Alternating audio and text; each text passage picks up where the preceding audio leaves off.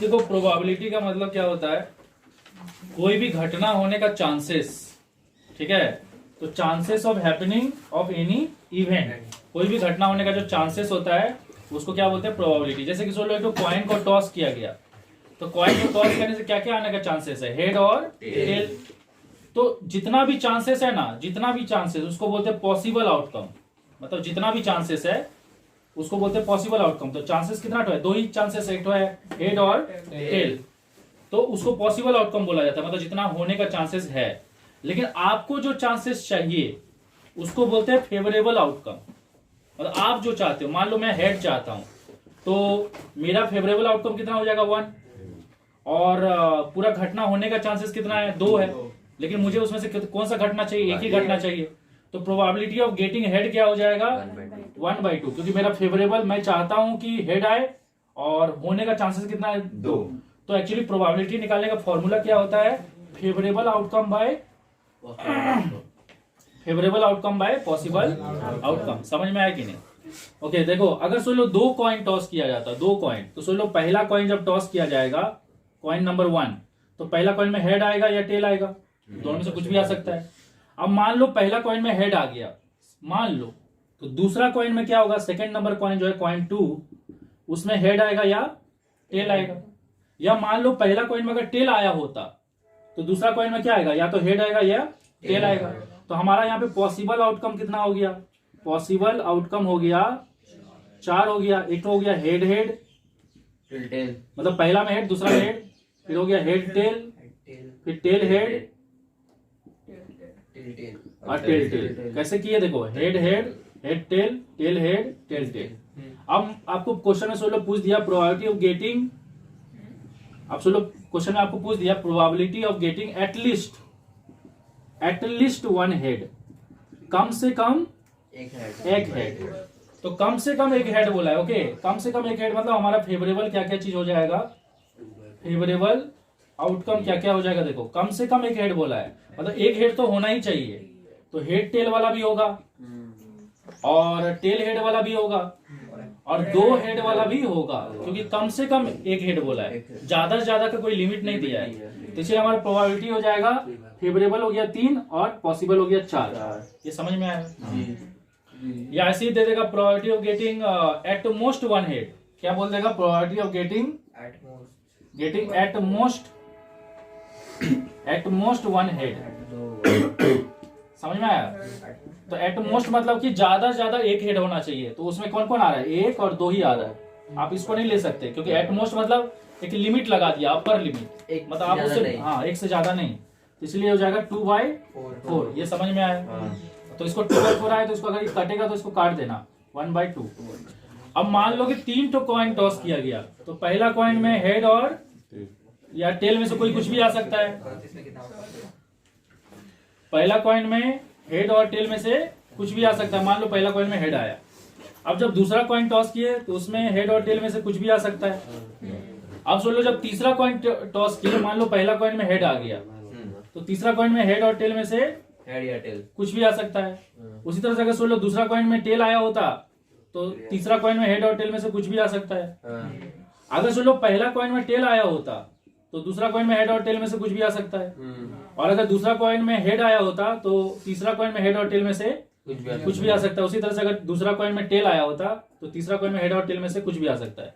तो पॉसिबल क्या क्या हो गया, हेड हेड हेड, फिर हेड हेड टेल, फिर उसके बाद हो गया H T H, H T T, फिर T H H, T H T, T T H, और फिर हो गया टी टी टी। तो इतना सारा ये पॉसिबल आउटकम है। ओके, अब आपको क्या निकालना है, फेवरेबल मतलब फेवरेबल आपको क्वेश्चन में पूछा होगा। तो सोच लो यहाँ पे ना आपको पूछ दिया कि what is the probability of getting 2 head. कितना हेड, 2 हेड। तो प्रोबेबिलिटी ऑफ गेटिंग 2 हेड बोला है, गेटिंग 2 हेड्स। ओके, तो हम लोग का फेवरेबल आउटकम क्या हो जाएगा, वो सारे जिसमें 2-2 हेड है।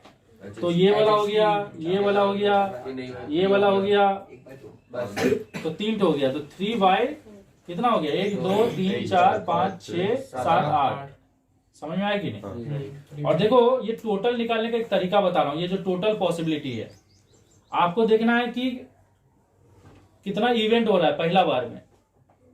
अरे जब आप एक कॉइन को फेंकते हो तो पहला बार में कितना इवेंट होने का चांस है, या तो हेड या टेल, मतलब पहला बार में 2 इवेंट होने का चांसेस है। तो अगर आप एक कॉइन को फेंकते हो तो जितना पॉसिबिलिटी है ना उसको लिख लेना, ओके। और जितना भी कॉइन फेंक रहे हो ना उसको पावर में बैठा देना, तो कितना हो जाएगा? समझ में आया कि नहीं? तो इससे आप टोटल वैल्यू को डिटरमाइन कर सकते हैं। तो अगर आपको, तो उस केस में आपको बार बार लिखना नहीं पड़ेगा, लेकिन हम बोलेंगे कि बेटर है कि आप लिख लो, उससे क्या होगा आपको थोड़ा इजी पड़ेगा। लेकिन अगर आपको एग्जाम में डायरेक्ट क्वेश्चन पूछ दिया कि एक कॉइन को फेंका गया तो कितना टोटल पॉसिबिलिटीज है, तो आप उसके लिए फिर बार बार क्यों लिखोगे? वहां पे आप डायरेक्टली ऐसे करके, क्योंकि एक कॉइन पॉइंट फेंकने से हेड या टेल आएगा तो 2 हो गया, और कितना कॉइन फेंक रहे हो उसका पावर में बैठा देना। आप बोल देगा 20 कॉइन फेंका जा रहा है तो आप थोड़ी बैठ के 20 ऐसे करते रहोगे। समझ में आ रहा है? देखो एक डाइस को जब फेंका जाएगा ना तो क्या क्या पॉसिबिलिटी है, टोटल पॉसिबिलिटी क्या है? 1 आएगा, 2 आएगा, 3 आएगा, 4 आएगा, 5 आएगा, 6 आएगा। अब आपको सोचो इसमें पूछ दिया कि what is the probability of getting even prime number, getting even prime number. तो हम लोग जानते हैं प्राइम नंबर वो होता है जो या तो खुद से डिवाइड होता है या 1 से डिवाइड होता है, और इवन भी बोल दिया तो यहाँ पे एक ऐसा नंबर है 2 ही है, 1 को प्राइम नंबर कंसीडर नहीं किया जाता है। तो आप ये मत बोलना कि 1 भी तो 1 से डिवाइड होगा, खुद से डिवाइड होगा। प्राइम नंबर स्टार्ट कहां से होता है? 2 से स्टार्ट होता है। तो 2 वो पहला इवन प्राइम नंबर है, मतलब 2 पहला और लौता ही है इवन प्राइम नंबर जो कि खुद से डिवाइड होता है और 1 से डिवाइड होता है। तो हमारा फेवरेबल कितना हो गया? फेवरेबल हो गया 1, और पॉसिबल कितना हो गया? 6। तो कितना हो जाएगा? 1/6। समझ में आया? उसी तरह से पूछ देगा प्रोबेबिलिटी ऑड नंबर, बोल देगा ऑड नंबर। तो ऑड नंबर क्या क्या है? 3 है, 5 है और 1 भी है। तो ये हो जाएगा 3/6, मतलब 1/2। समझ में आया? और अगर पूछ देगा probability of getting number less than 4, 4 से कम, मतलब 4 को लिया गया नहीं है, तो क्या क्या है? 1, 2, 3, तो ये हो जाएगा 3/6, 1/2। अरे समझ में आ रहा है क्या? देखो यहाँ पे कितना डाइस को फेंका गया है, यहाँ पे 2 डाइस को फेंका गया है। तो पहला डाइस में 1, 2, 3, 4, 5, 6 में से कुछ भी आ सकता है, और मान लो पहला डाइस में अगर 1 आ गया तो दूसरा डाइस में 1, 2, 3, 4, 5, 6 में से कुछ भी आ सकता है। तो हर डाइस के लिए हर एक डाइस के, मतलब हर पहला डाइस के लिए जो नंबर आएगा उसके लिए दूसरा डाइस में कितना पॉसिबिलिटी है? 6 पॉसिबिलिटी है। तो अगर हम लोग को यहाँ पे बोला जाए टोटल आउटकम निकालने के लिए एग्जाम में, टोटल आउटकम तो कैसे निकालेंगे? यहाँ पे हमारा हो गया कितना पॉसिबिलिटी है नंबर का? 6। और कितना तो डाइस फेंका जा रहा है? 2। तो 6 to the power 2, 36। समझ में आया कि नहीं? तो ऐसे करके अगर आपको एग्जाम में बोलेगा टोटल आउटकम निकालने के लिए, सिर्फ अगर पूछेगा टोटल आउटकम, तो आपको बस देखना है कितना पॉसिबिलिटीज है एक डाइस में और कितना डाइस यहाँ पे फेंका जा रहा है। अगर 3 डाइस फेंका जाता तो 6 to the power 3 हो जाता। तो यहाँ पे टोटल पॉसिबिलिटी आपको पता चल गया 36। अब अगर आपको बोलेगा कि probability of getting 2 numbers on each dice, 2 number on each dice such that their sum become कितना? 9। ऐसा क्वेश्चन दे दिया, बोला कि आपको दोनों डाइस में ऐसा नंबर मिले कि दोनों का सम करने से कितना मिलेगा? 9 बनेगा। तो हम लोग पॉसिबिलिटी देखो, इसमें तो कुछ भी देखो 1, 1, 2 होता है, 2, 2, 1, 3 होता है, इसमें तो 9 बन ही नहीं रहा है। इसमें भी नहीं बनेगा। 5 to 7 होता है, 6 to 8 होता है, इसमें बन जाएगा। देखो 5, 6, 3, 9 होता है। और क्या होता है? 4, 5 भी 9 होता है। और कुछ है? 5, 4, 9 होता है, और 6, 3। ओके, तो ये इतना ही है। और कुछ बन सकता है क्या? तो कितना हो गया? 1, 2, 3, 4। तो ये हो जाएगा 4/36, जो हो गया 1/9। इस चीज समझ में आया? देखो जैसे सोच लो कि बारिश हो भी सकता है, नहीं भी हो सकता है। तो बारिश तो पॉसिबिलिटीज कितना हो गया? 2, क्योंकि बारिश हो सकता है और नहीं हो सकता, 2 ही पॉसिबिलिटी है ना। अब सोच लो तुम चाहते हो कि बारिश हो, तो उसका प्रोबेबिलिटी कितना हो जाएगा? 1/2, क्योंकि बारिश होने का तो एक ही चांस है ना, और टोटल 2 है तो 1/2 होगा। अब बारिश ना होने का चांस क्या है? वो भी 1/2 ही है। तो अगर आप एक घटना का होने का चांस और एक घटना का नहीं होने का चांस देखो, तो बारिश होने का चांसेस कितना है? 1/2, और बारिश नहीं होने का चांसेस भी कितना है? 1/2। तो जितना भी होने का संभावना है ना, अगर वो सारे होने का संभावना का प्रोबेबिलिटी को अगर आप ऐड कर दो, वो सारे चीज होने का संभावना को क्या कर दो आप ऐड कर दो, तो आपको आंसर कितना मिलेगा 1। जैसे यहाँ पे बारिश होने का संभावना कितना है 1/2, अब बारिश नहीं होने का संभावना कितना है वो भी है 1/2, दोनों को ऐड कर दिए तो कितना हो गया 1। तो इस टाइप का ये चीज आपको कहाँ हेल्प करेगा, सोच लो कि आपको कोई क्वेश्चन दे दिया है कि probability of getting red rose, ऐसा कुछ क्वेश्चन दे दिया, समझाने के लिए बता रहा हूँ। सोच लो दे दिया 3/5, तो बोल देगा what is the probability of getting what is the probability of not getting red rose. तो आपको पता है कि ये दोनों घटना एक दूसरे का विपरीत है, तो इन दोनों का सम कितना होगा 1 होगा। जब भी दो घटना विपरीत रहता है ना, एक दूसरे का ऑपोजिट, तो उसका सम कितना होता है 1 होता है। तो गेटिंग अगर 3/5 है तो नॉट गेटिंग क्या करोगे डायरेक्टली 1 माइनस 3/5 2/5 कर दोगे। अरे समझ में आ रहा है कि नहीं? सोच लो एक तो बैग है, ओके, और उस बैग में 3 तो रेड रोज है, एक तो ब्लैक रोज है और एक तो व्हाइट रोज है। अगर आपको बोलेगा probability of getting red rose, तो रेड रोज कितना हो जाएगा 3/5, क्योंकि टोटल है 5 और उसमें से रेड रोज आने का चांसेस, रेड रोज में से कोई एक रेड रोज आएगा, पर वो रेड रोज कौन होगा वो पता नहीं है, तो 3/तीनों में से कोई भी आ सकता है ना। अगर आपको बोलेगा probability of not getting red rose, तो आप सिंपली क्या कर सकते हो 1 माइनस 3/5, जो कि हो जाएगा 2/5। ये एक तरीका हुआ, क्योंकि हमारा दो घटना जो होता है ना, जो एक दूसरे का विपरीत होता है, उन दोनों का सम हमेशा कितना होता है 1 होता है। अब देखो ये एक तरीका हुआ फाइंड करने का, आप चाहो तो दूसरा तरीका से भी फाइंड कर सकते हो। अब देखो probability of not getting red rose का मतलब क्या हो गया, probability of getting black and white rose. और इसका मतलब तो यही हुआ ना कि अगर आपको लाल रोज नहीं मिलता है तो आपको क्या मिलेगा, ब्लैक और व्हाइट रोज मिलेगा। ब्लैक और व्हाइट कितना टू है, मिला के 2 है ना, तो उसका भी आंसर कितना हो रहा है 2/5 ही हो रहा है। तो आप अगर चाहो तो डायरेक्टली इससे भी निकाल सकते हो, अगर उल्टा पूछा तो 1 से माइनस करके, और नहीं चाहो अगर आपको उससे तकलीफ है तो आप फिर बाकी बचा हुआ से भी निकाल सकते हो।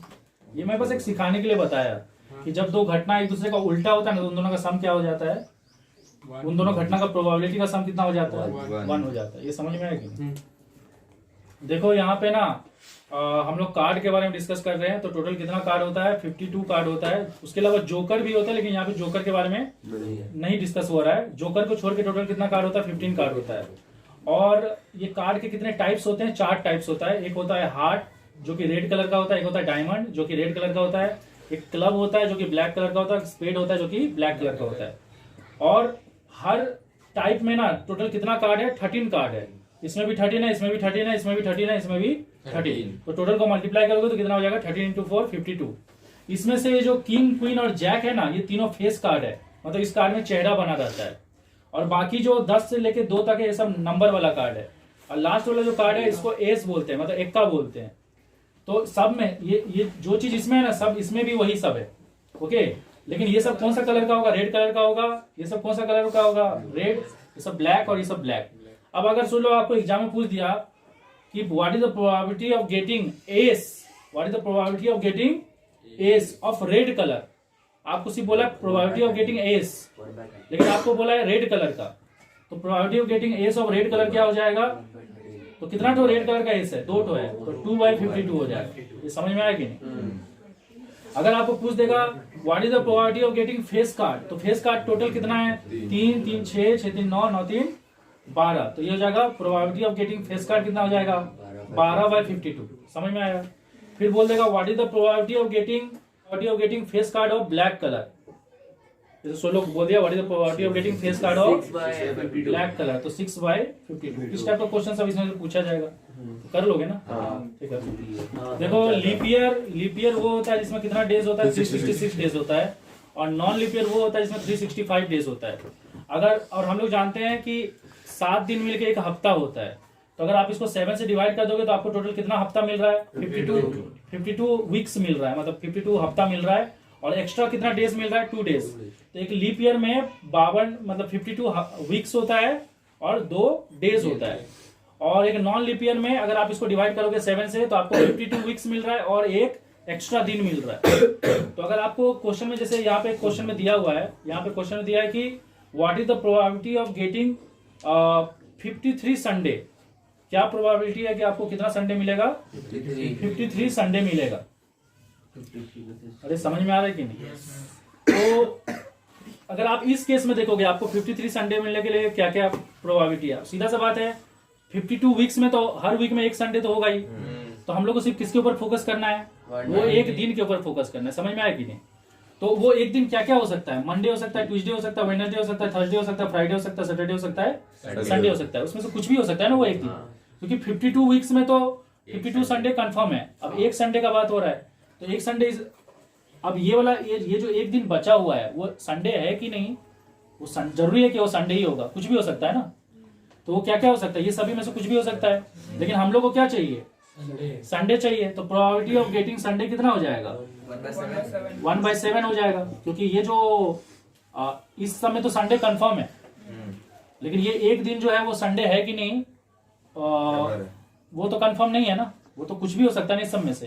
तो टोटल पॉसिबिलिटी क्या है? ये वाला दिन होने के लिए, ये जो एक दिन है उसका टोटल पॉसिबिलिटी क्या है होने का? ये सात पॉसिबिलिटी है।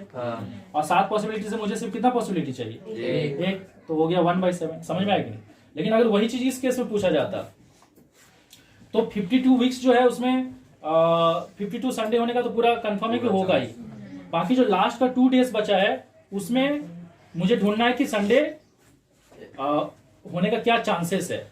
तो ये 2 डेज क्या क्या हो सकता है? हो सकता है कि ये 2 डेज में पहला दिन मंडे हो, दूसरा दिन ट्यूसडे हो, या हो सकता है पहला दिन ट्यूसडे, दूसरा दिन वेडनेसडे, या पहला दिन वेडनेसडे, दूसरा दिन या पहला दिन थर्सडे, दूसरा दिन फ्राइडे, या पहला दिन फ्राइडे, दूसरा दिन सैटरडे, या पहला दिन सैटरडे, दूसरा दिन संडे, या ये भी हो सकता है पहला दिन संडे, दूसरा दिन मंडे। समझ में आ रहा है कि नहीं? तो हमको ना इसमें तो संडे कंफर्म है। अब ये 2 दिन में संडे होने का चांसेस क्या है वो हम लोग को कहां से देखना है? यहाँ से देखना है। तो हमारे पास कितना पॉसिबिलिटी है दिखाओ। देखो 1 2 3 4 5 6 7, तो 7 पॉसिबिलिटी है हमारे पास। इसमें से संडे होने का मतलब इस 2 दिन में से कोई एक दिन संडे होगा, क्योंकि हम लोग को 53 संडे चाहिए ना। 52 तो कंफर्म है। और इन दोनों दिन में से एक दिन जो संडे होगा उसका पॉसिबिलिटी क्या क्या है? या तो मतलब उसके लिए क्या होना चाहिए? हो सकता है कि पहला दिन सैटरडे और दूसरा दिन, या दूसरा पॉसिबिलिटी क्या है? पहला दिन संडे और दूसरा दिन मंडे। तो 2 ही पॉसिबिलिटी है ना। तो 2/7 हो गया। अरे समझे कि नहीं?